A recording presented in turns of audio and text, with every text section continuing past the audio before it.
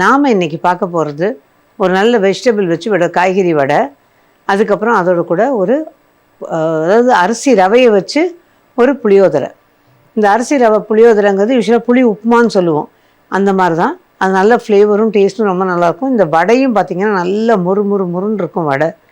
So முதல்ல இந்த வடைக்கு என்னென்ன தேவைன்னு பார்த்துருவோம். அதுக்கப்புறம் அதை எப்படி பண்ணுறதுன்னு பார்க்கலாம். வெஜிடபிள் வடைக்கு தேவையான பொருட்கள்: உளுந்து 1 கப் 2 மணி நேரம் ஊற வைத்துக் கொள்ளவும். அரிசி மாவு 2 டேபிள் ஸ்பூன். சிறியதாக கேரட் 1, ஒரு துண்டு முட்டைகோஸ் மெல்லியதாக நறுக்கிக் கொள்ளவும். இஞ்சி 1 துண்டு மெல்லியதாக நறுக்கிக் கொள்ளவும். பச்சை மிளகாய் 2 பொடியாக நறுக்கிக் கொள்ளவும். கருவேப்பிலை சிறிதளவு பொடியாக நறுக்கிக் கொள்ளவும்.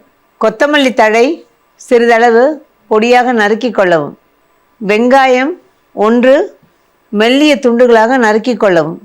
சீரகம் அரை டீஸ்பூன். பெருங்காயம் அரை டீஸ்பூன்.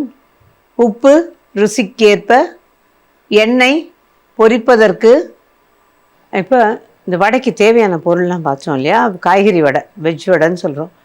இதுக்கு உளுந்தை நல்லா 2-3 மணி நேரம் ஊற விட்டுருங்க. ஊற விட்டு நல்லா கழுவிட்டு நைஸாக அரைக்கக்கூடாது, கொஞ்சம் குறைன்னு அரைக்கணும். நான் இப்போ அரிசி மாவு இதில் சேர்க்க போகிறேன். நீங்கள் அரிசி யூஸ்வலாக நம்ம வடை போடுறதா இருந்தால் 1 கப்பு அரிசிக்கு 1 கப் உளுந்துக்கு 1/2 கப் அரிசி அளவு கூட நான் எடுத்துருவேன். ஏன்னா தண்ணியை தெளித்து புசுன்னு ஆட்டினோன்னா அந்த மெதுவடை நல்லா மொறுமொறுப்பாக ரொம்ப நேரத்துக்கு நல்லாயிருக்கும். ஆனால் இப்போ நம்ம அரைக்க போகிறது அந்த மாதிரி புசுன்னு அரைக்க போகிறது இல்லை, கொஞ்சம் குறைப்பாக அரைக்க போகிறோம். அதனால் அரிசி சரியாக அரைப்படலைன்னு வச்சுக்கோங்க. அந்த அரிசி இதில் வெடிக்கிற மாதிரி இருக்கும் நம்ம எண்ணெயில். அதனால் அதை அவாய்ட் பண்ணுறதுக்கு அரிசி மாவாக எடுத்துக்கிட்டேன். இப்போ முதல்ல அந்த உளுந்தை நல்லா கரகரப்பாக அரைச்சி எடுத்துக்கிட்டு அதுக்கப்புறமா அதை எப்படி தட்டுறதுன்னு பார்க்கலாம். அரைச்சி எடுக்கும்போது ரொம்ப தண்ணி ஊற்றிடக்கூடாது. அந்த இருக்கிற ஈரம் பதம் போதும், அதில் வச்சு நீங்கள் அரைச்சிங்கன்னா போதும். பத்தலைன்னா 1 ஸ்பூன் 1/2 ஸ்பூன் ஊற்றி கொஞ்சம் கெட்டியாக அரைச்சி எடுத்துக்கங்க. நம்ம அரைச்சிட்டு வந்துடுவோம் அந்த மாதிரி.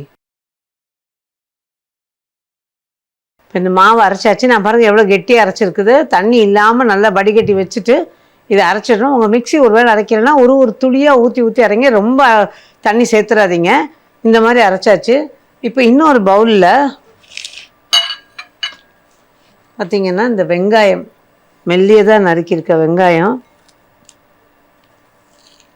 இதை நல்லா உதுத்து விட்டுங்க. அதுக்கு தான் இந்த பவுல் எடுத்தேன். இதை நல்லா உதுத்து விடணும். இப்படி அப்போ தான் பரவலாக எல்லா இடங்கள்லையும் இந்த வெங்காயம் போய் நிற்கும். அதோட மெல்லியதாக நறுக்கி வச்சுருக்க முட்டைகோஸ்,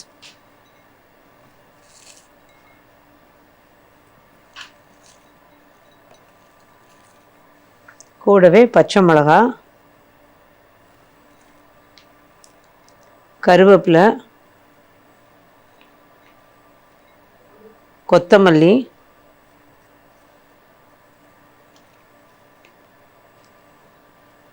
சீரகம், பெருங்காயம் எல்லாம் சேர்த்தாச்சு. இப்போ இதை அப்படியே இந்த மாவில் சேர்த்துருவோம்.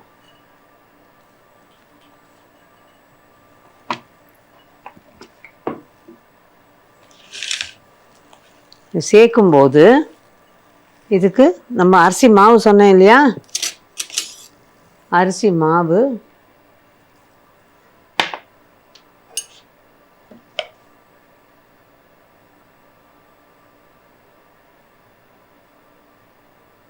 இந்த அரிசி மாவு சேர்க்கும்போது சமயத்தில் நல்ல இறுகுனா மாதிரி இருக்கும். அந்த சமயத்தில் நம்ம வேணும்னா திரும்ப தண்ணி தெளிச்சுக்கலாம்.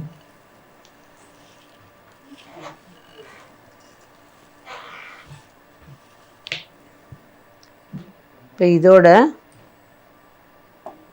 உப்பும் சேர்த்துக்கலாம்.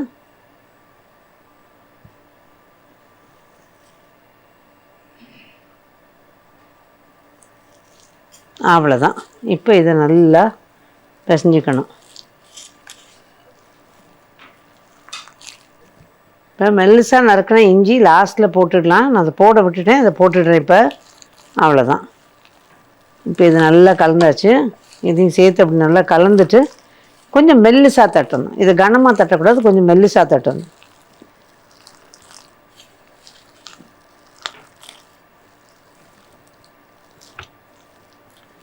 அவ்வளோதான். இப்போ எண்ணெயை காய வச்சுட்டு அதை தட்டிடலாம். மாவு பிசைஞ்சாச்சு. ஒரு பவுலில் தண்ணி வச்சுருக்கேன், ஒரு இலை வச்சுருக்கேன். இலை இல்லைன்னா நீங்கள் பால் கவரெல்லாம் இருக்குல்ல, அதில் யூஸ் பண்ணிக்கலாம். மாவும் கலந்தாச்சு. எண்ணெயை காய வச்சுருக்கேன் மெயினாக. இதில் முதல்ல லேசாக இதில் தண்ணியை தொட்டு தடவிட்டு இந்த எண்ணெய் கொள்கிற மட்டும் நம்ம வடை போடலாம்.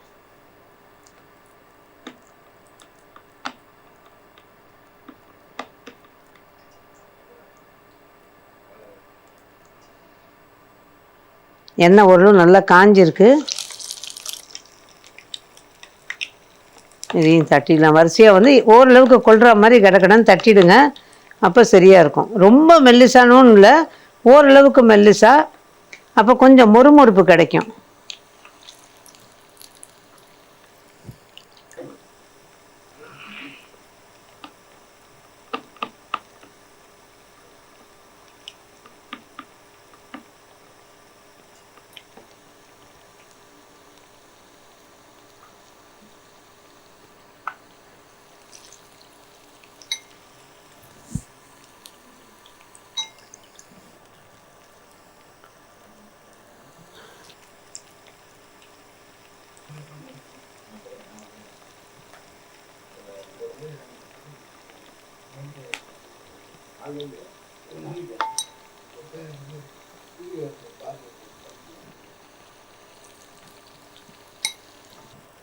அவ்வளோதான்.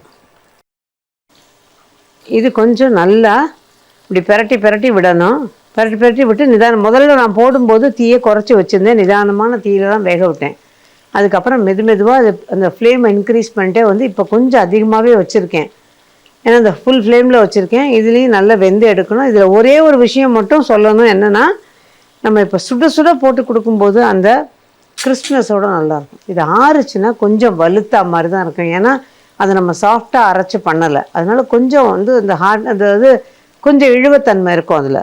ஆனால் அதே நீங்கள் சுட சுட கொடுத்தீங்கன்னா ரொம்ப நல்லாயிருக்கும். பட் அந்த சுட சுட கொடுக்கும்போதும் நல்லாயிருக்கும். சில நேரங்களில் கரெக்டான பதத்தில் வேக வச்சு நல்ல ஒரு முறுமுறுப்போடு எடுத்திங்கன்னா கொஞ்சம் நேரம் இருக்கும். அதுக்கப்புறம் அது ஆறிடுச்சுன்னா கொஞ்சம் ஹார்டாகிடும்.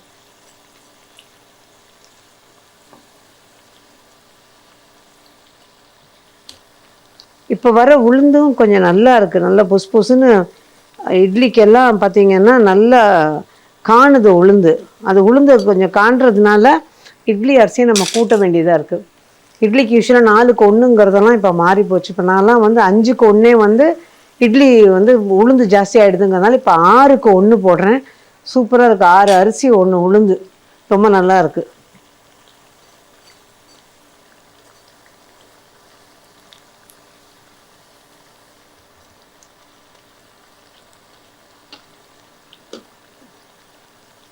இப்போ தீயை திரும்ப குறைச்சிட்டு அதுலேயே நல்லா வேகட்டும். உளுந்து வடை மாதிரி தட்டி போட்டோம், வெந்த உடனே எடுத்தோம் அப்படி கிடையாது. இது வந்து 6 அமரை மாற்றி கொஞ்சம் பார்த்து பண்ணோம் அப்படின்னா வடை நல்லாயிருக்கும்.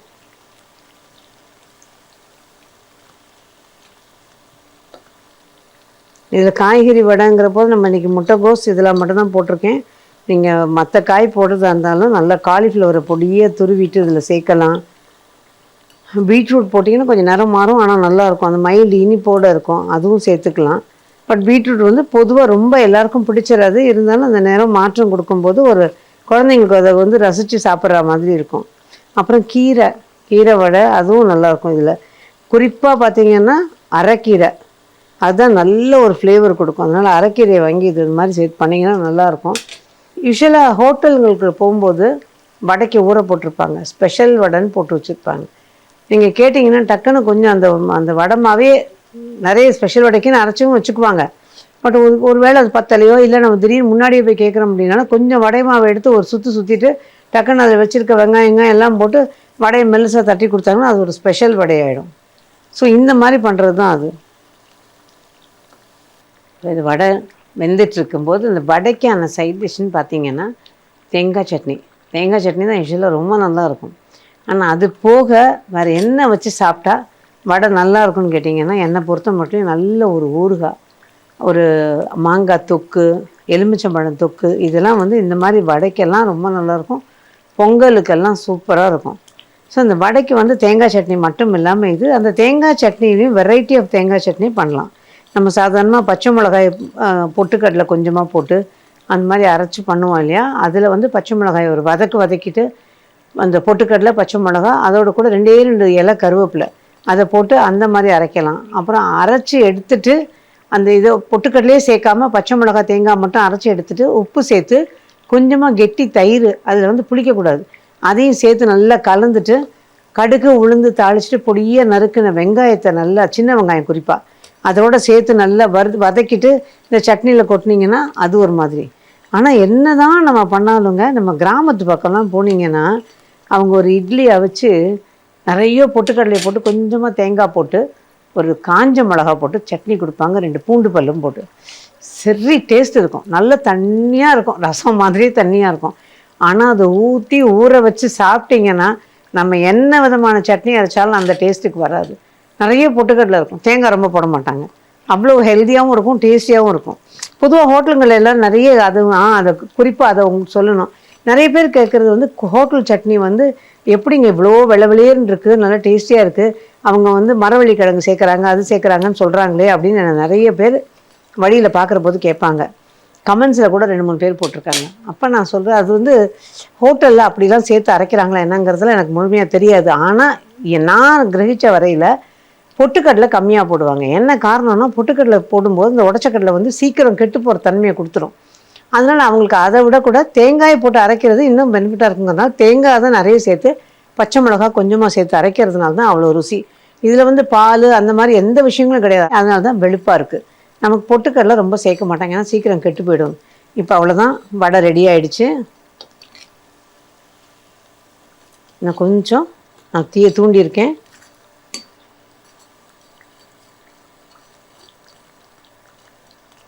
இது ஆக்சுவலாக இந்த காய்கறி வடையே கூட எனக்கு தெரிஞ்சு ஒரு கிராமப்புறத்தில் நான் போயிட்டுருக்கும்போது காரில் நிப்பாட்டி அவங்க விற்றுக்கிட்டு இருந்த காய்கறிகளை வாங்கும்போது அவங்க சொன்ன இந்த வடை சரி நம்ம ட்ரை பண்ணுவோன்னு பண்ண நல்லா வந்தது. அதுதான் இன்றைக்கி உங்களோடையும் ஷேர் பண்ணிக்கிறேன்.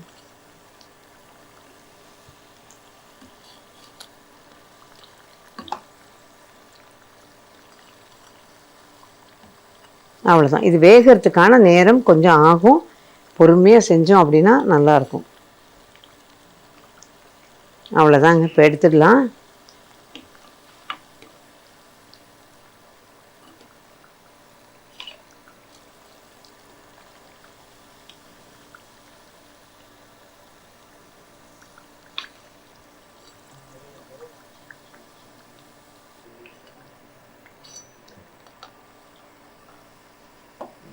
அடுப்பு ஆஃப் பண்ணிவிட்டேன். அடுத்து நம்ம சுட போட்டு தனியாக எடுத்துக்கலாம். இப்போதைக்கு நான் வந்து அடுப்பு ஆஃப் பண்ணிவிட்டு இதை எடுத்திருக்கேன். அவ்வளோதான். இப்போ இதை ஒரு டிஸ்பிளே பிளேட்டில் மாற்றிடலாம்.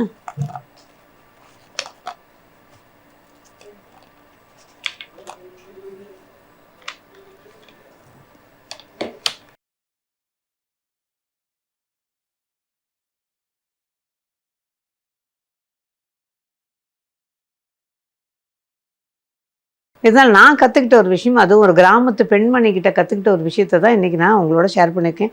ஒரு சின்ன சந்தோஷமான விஷயத்தையும் அதில் சொல்லணும். அவங்கெல்லாம் சொல்லும்போது அதில் சின்ன சின்ன நுணுக்கங்களை சொல்லுவாங்க. இது இப்படி தான் தட்டணும், நீ நிதானமாக வேக போடணும், அவசரம்லாம் பண்ணி வடை சுட்டு எடுத்தால் அதெல்லாம் முடியாது, நீ தட்டி நிதானமாக வேக வச்சு எடுத்தால் தான் அது ரொம்ப நேரத்துக்கு நல்லாயிருக்கும், சாப்பிட்றதுக்கு நல்லாயிருக்கும் அப்படின்னு அந்த அம்மா சொல்லும்போது அவ்வளோ நல்லா இருந்தது. அதே மாதிரி ஒரு அம்மா தக்காளி விற்ற அம்மாட்ட போய் பேசும்போது தக்காளி கடையிறதை பற்றி சொல்லி கொடுத்தாங்க. தக்காளி கடைஞ்சிட்டு நீ பச்சை தண்ணி ஊற்றுனா அது அப்படியே இதுவாக போயிடும், அதனால் கொதிக்க தண்ணி ஊற்று, அப்போ தான் அந்த டேஸ்ட் நல்லாயிருக்கும். சின்ன சின்ன நுணுக்கங்கள் அவங்ககிட்ட கற்றுக்கும் போது ரொம்ப இன்ட்ரெஸ்டிங்காக இருக்குது. அவங்க செய்கிற விஷயங்கள் இவ்வளோ பாந்தமாக பார்த்து பண்ணுறாங்களான்னு ஆச்சரியமாகவும் இருக்குது. ஸோ அந்த மாதிரி நிறைய விஷயங்கள் தான் நான் உங்ககிட்டையும் கொண்டு வந்து சேர்க்குறேன், எனக்கு தெரிஞ்ச வகையில் கற்றுக்கிட்ட விஷயத்த. ஸோ இப்போ பார்த்த இந்த வடை நிச்சயமாக நேர்களை நீங்கள் ட்ரை பண்ணுங்கள். நிச்சயம் குழந்தைங்கள்லேருந்து பெரியவங்க வரைக்கும் எல்லாருக்குமே பிடிக்கும்.